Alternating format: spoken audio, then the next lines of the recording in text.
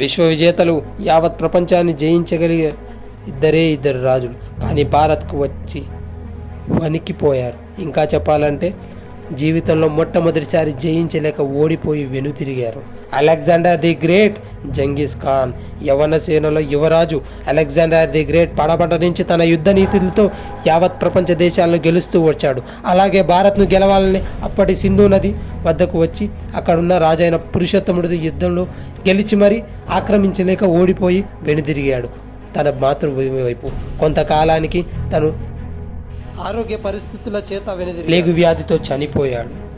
తరువాత జంగీస్ ఖాన్, క్రూరత్వానికి రారాజైన జంగీస్ ఖాన్ తన క్రూర యుద్ధ నీతి సిద్ధాంతాలతో ప్రపంచ ఖండాలను ఆక్రమించుకున్నాడు. ఇంకా చెప్పాలంటే దాదాపు ఆయన ఆసియా, ఐరోపా ఖండాలను కూడా ఆక్రమించాడు.